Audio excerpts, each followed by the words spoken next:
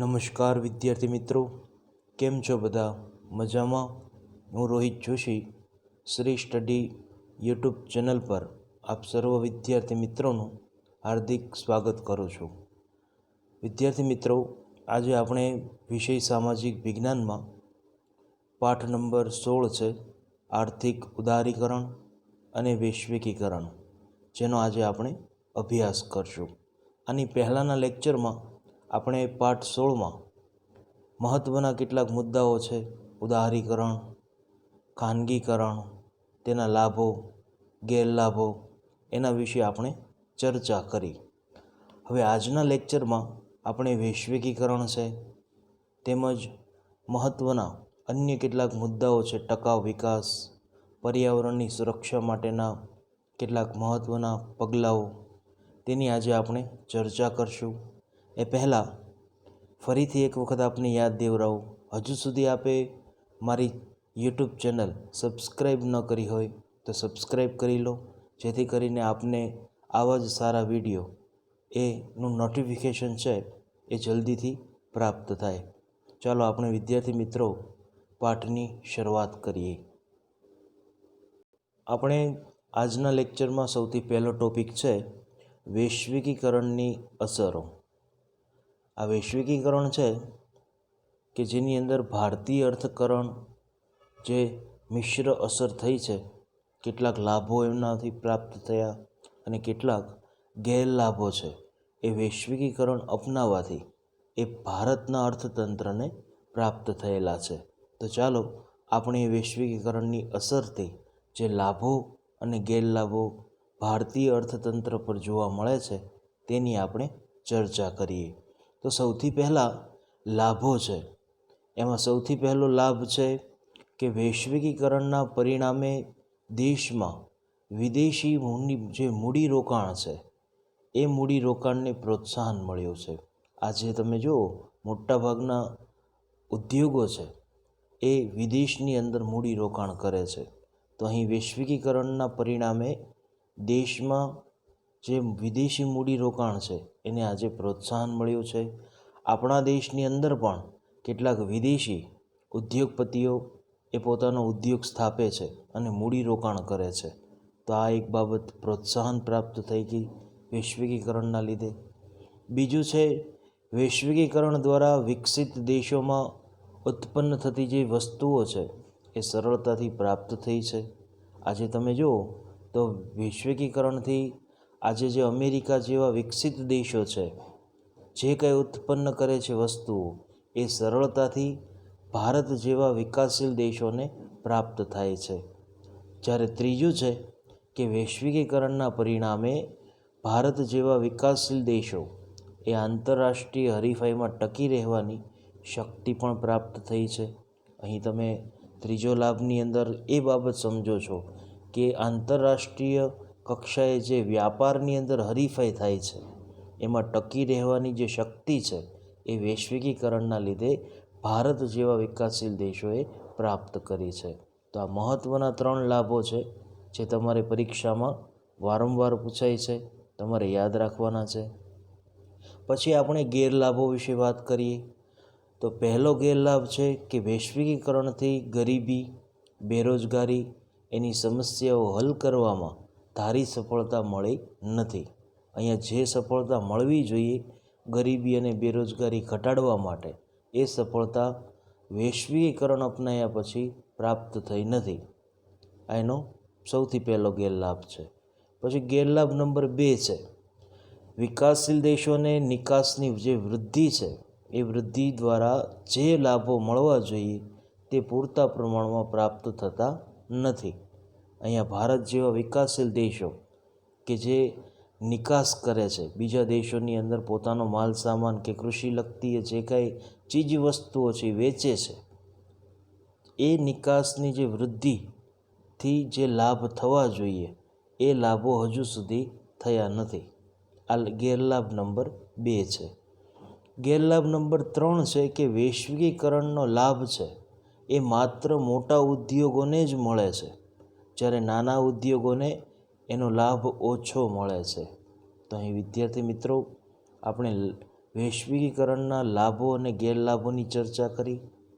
આ તમારે ખૂબ પરીક્ષાની અંદર ઉપયોગી છે અને વારંવાર પૂછાય તેવો પ્રશ્ન પણ છે, તો આને તમારે યાદ રાખવાનો છે. પછીનો મુદ્દો આપણે સમજીએ વિશ્વ વ્યાપાર સંગઠન એટલે કે WTO. તો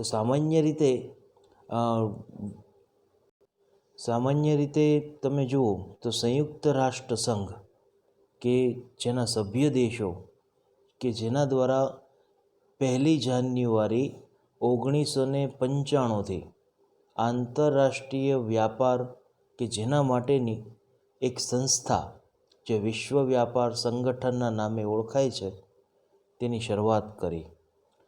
આ વિશ્વ વ્યાપાર સંગઠન, જેને અંગ્રેજીમાં વર્લ્ડ ટ્રેડ ઓર્ગેનાઇઝેશન કહેવાય છે, જેનું ટૂંકું નામ WTO છે.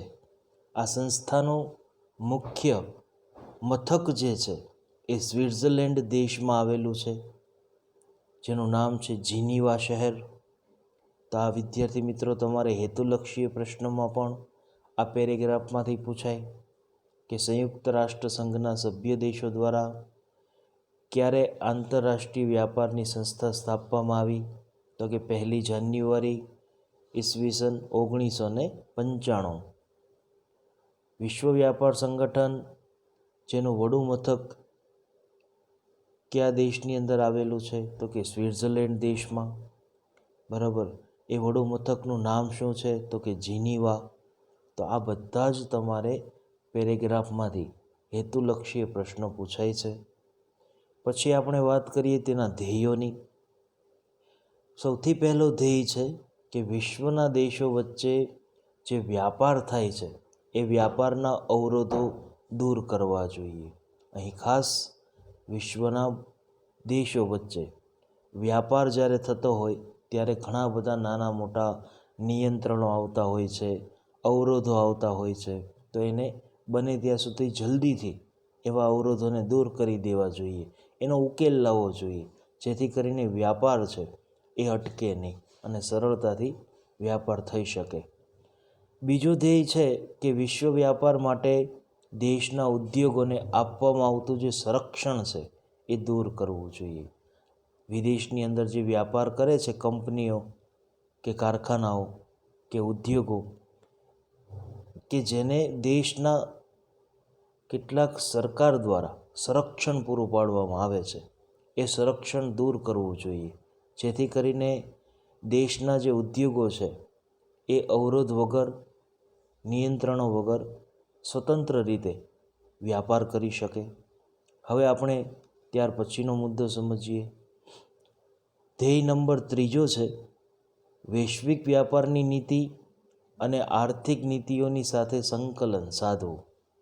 વૈશ્વિક વ્યાપારની નીતિ છે અને આર્થિક નીતિઓ છે જે અર્થતંત્ર દ્વારા બનાવવામાં આવી હોય, આ બંને નીતિઓનું સંકલન સાધવું જોઈએ કે જેથી કરીને મુક્ત વ્યાપાર એ કરી શકાય. ધ્યેય નંબર 4 છે વિશ્વમાં ઉદ્ભવતા જે વ્યાપારિક ઝઘડાઓ છે એ ઝઘડાઓનું નિવારણ લાવવું જોઈએ, જેથી કરીને વ્યાપાર સરળતાથી અને ઝડપી એ થઈ શકે. હવે આપણે વૈશ્વિકીકરણના કેટલાક કાર્યો વિશે ચર્ચા કરીએ. તો વિદ્યાર્થી મિત્રો, સૌથી પહેલું કાર્ય છે કે બહુરાષ્ટ્રીય વ્યાપાર અને તેને લગતા જે કરારો છે એના માટે જરૂરી એવું એક માળખું અહીં ઊભું કરી કરારોનો અમલ કરવો જોઈએ. બહુરાષ્ટ્રીય કંપનીઓ કે જે વિદેશોની અંદર પણ વ્યાપાર કરતી હોય છે, આવી કંપનીઓ કે જેને લગતા જે કંઈ કરારો હોય, કોન્ટ્રાક્ટ હોય, એ જરૂરી માળખું એનું ઊભું કરવું જોઈએ અને આ કરારો જે છે એનો અમલ પણ કરાવવો જોઈએ.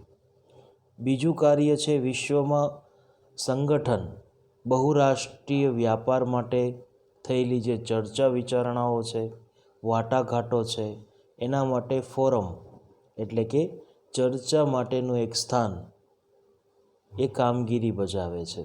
અહીંયા જ્યારે બહુરાષ્ટ્રીય વ્યાપાર માટે ઘણી બધી વખત ચર્ચાઓ થતી હોય છે, વ્યાપાર થતો હોય છે, વિચારણા થતી હોય છે, અને કેટલાક વાટાઘાટો પણ થતા હોય છે. ત્યારે ફોરમ એટલે એક ચર્ચા માટેનું સ્થાન, એની કામગીરી બજાવે છે. ત્રીજું કાર્ય છે WTOએ ભેદભાવ વગર આંતરરાષ્ટ્રીય વ્યાપારને પ્રોત્સાહન પૂરું પાડવું જોઈએ. અહીં જે વર્લ્ડ ટ્રેડ ઓર્ગેનાઇઝેશન છે કે જેમણે ભેદભાવ કર્યા વગર આંતરરાષ્ટ્રીય વ્યાપારને પ્રોત્સાહન પૂરું પાડે છે કે જેથી કરીને બધા જ ઉદ્યોગો, બધા જ વ્યાપારો એ સારી રીતે થઈ શકે. અને ચોથું કાર્ય છે કે જુદા જુદા દેશો જે પોતાની રાષ્ટ્રીય નીતિને અનુસરતા હોય તેનું અવલોકન કરે છે અને જરૂરી સુધારા વધારા પણ સૂચવે છે. બને ત્યાં સુધી અહીંયા જુદા જુદા દેશો પોતપોતાના જે કંઈ રાષ્ટ્રીય નીતિ હોય એને અનુસરતા હોય છે, તેનું અવલોકન કરતા હોય છે, જે કંઈ નીતિ નિયમો એ ઘડતા હોય છે, જરૂરી જણાય તો ત્યાં સુધારા અને વધારા પણ સૂચવવામાં આવતા હોય છે. તો આ 4 વૈશ્વિકીકરણના કાર્યો છે. આ પણ તમારે પરીક્ષા માટે ખૂબ ઉપયોગી છે. આ તમારે યાદ રાખવાના છે. હવે આપણે વાત કરીએ તો ભારતીય અર્થકારણ પર અસર. આ સંસ્થા જે છે એની સ્થાપના એના સમયથી જ ભારત આ સંસ્થાનો સભ્ય છે. આજે WTO સંસ્થાનો આપણા અભ્યાસ કર્યા તો એ સંસ્થાનું જ્યારે સ્થાપના થઈ 1 જાન્યુઆરી 1995ના રોજ, ત્યારથી આપણો ભારત દેશ આ સંસ્થાનો સભ્ય છે. આથી ભારત પર આ સંસ્થાનો કેવો પ્રભાવ પડતો હશે અથવા તો ભારતને કેવા પ્રકારના લાભો મળતા હશે તેની ચર્ચા આપણે કેટલાક મુદ્દાઓ દ્વારા સમજીએ. એમાં સૌથી પહેલો મુદ્દો છે કે વિશ્વ વ્યાપારમાં ભારતનો હિસ્સો 0.5% હતો જ્યારે સંસ્થાની આરે જોડાયા ત્યારે. પછી આંતરરાષ્ટ્રીય વ્યાપારમાં સતત વધારો થતો ગયો. સંસ્થાનો પ્રભાવ છે એ ભારતના ઉદ્યોગો અને વ્યાપારો ઉપર જોવા મળ્યો. એવું કહેવાય છે કે ભારતમાં વ્યાપારની અંદર વધારો થયો અને સાથે સાથે કેટલીક કૃષિને લગતી વસ્તુઓ, અન્ય ચીજ વસ્તુઓ જેની નિકાસની અંદર પણ વધારો થયો, જેથી પરિણામે વિશ્વ વ્યાપાર સંગઠનની અંદર ભારતનો જે હિસ્સો છે એ 0.5%થી વધીને 1%થી વધુ થઈ ગયો. તો થયો એક લાભ વિશ્વ વ્યાપાર સંગઠનમાં જોડાવાથી. 0.5%નો હિસ્સો હતો જેમાંથી 1%થી વધારે અહીં આપણો વ્યાપારની અંદર હિસ્સો થઈ ગયો. તો આ એક લાભ થયો કહેવાય. બીજું છે WTOના સભ્યપદે રહેવાથી આપણી તૈયાર જે વસ્ત્રો છે એ તૈયાર વસ્ત્રોની નિકાસમાં પણ વધારો થયો છે. જે સુતરાઉ કાપડ આપણે તૈયાર વેચીએ છીએ, તૈયાર અન્ય કેટલાક વસ્ત્રો આપણે વેચીએ છીએ, એની નિકાસમાં સતત વધારો નોંધાયો છે. શું કામ વધારો નોંધાયો? તો કે WTO સંસ્થા સાથે આપણે સભ્યપદ મેળવ્યું એટલા માટે. ત્રીજી અસર જોઈએ તો WTOમાં સભ્યપદ થવાથી ભારત પોતાની ખેત પેદાશોની નિકાસમાં વૃદ્ધિ કરી શકશે. આ સંસ્થા હારે જોડાયા આપણે, એવું કહેવાય છે કે ભારત પોતાની ખેત પેદાશો, જે કૃષિ પેદાશો છે એની નિકાસમાં પણ વૃદ્ધિ કરી શકશે. સમયાંતરે નિકાસમાં પણ વધારો થશે. જ્યારે ચોથી બાબત છે કે નિકાસમાં વધારો થવાથી આયાત પરનું દબાણ હળવું થશે અને વિદેશી હુંડિયામણમાં પણ વધારો થશે. હવે અહીંયા નિકાસ વધશે દરેક ચીજ વસ્તુઓની. આપણો દેશ તૈયાર વસ્ત્રો, કૃષિને લગતી ચીજ વસ્તુ આ બધું વિદેશની અંદર વેચશે એટલે નિકાસમાં વધારો થયો. અને આયાત છે એના ઉપર દબાણ હળવું થશે. આયાત એટલે વિદેશમાંથી આપણે કેટલીક વસ્તુઓ ખરીદીએ એને આયાત કહેવાય. હવે આયાત ઉપર દબાણ હળવું થશે કે જેથી કરીને વિદેશી હુંડિયામણ છે, હુંડિયામણ એટલે પૈસો, એમાં વધારો થશે. તો અહીંયા ખાસ આ 4 જે બાબત છે એ મહત્ત્વની બાબતો છે, ભારતીય અર્થકારણો પર અસરો જે છે એની આપણે વાત કરી. આમ વિશ્વ વ્યાપાર સંગઠન છે તેની સાથે જોડાવાથી, સભ્યપદ મેળવવાથી આપણા દેશને ઉપરોક્ત બધા જ લાભો છે એ મળ્યા છે.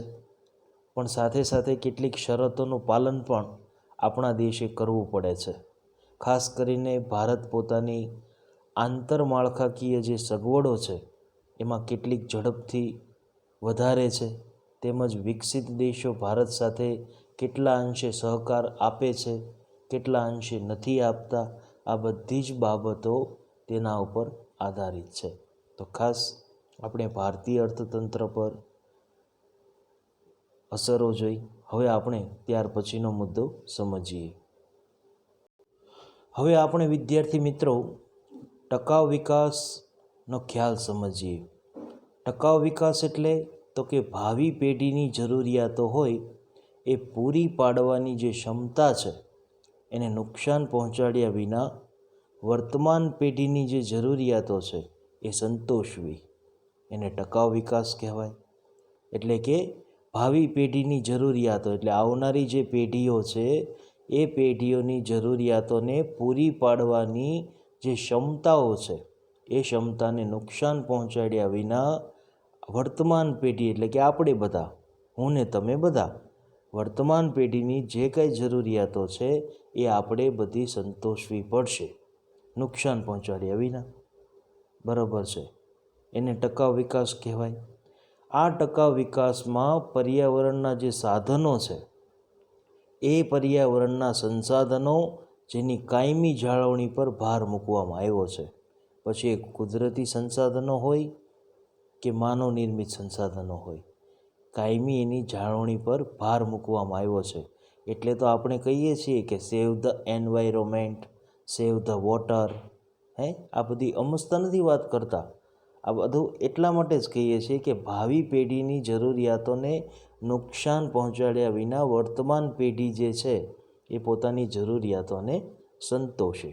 તો આપણી આસપાસના જે પર્યાવરણ છે એના ઉપર પડેલી જે ગંભીર અસરો છે જેને કારણે ટકાઉ વિકાસનો ખ્યાલ આજે વિકસ્યો છે. જોવું તમે, ખાસ આ જે ખ્યાલ છે એને વિકસાવવામાં આવેલો છે એટલા માટે જ કે ભાઈ આપણી આસપાસના જે પર્યાવરણ છે એના ઉપર ગંભીર અસર થઈ છે.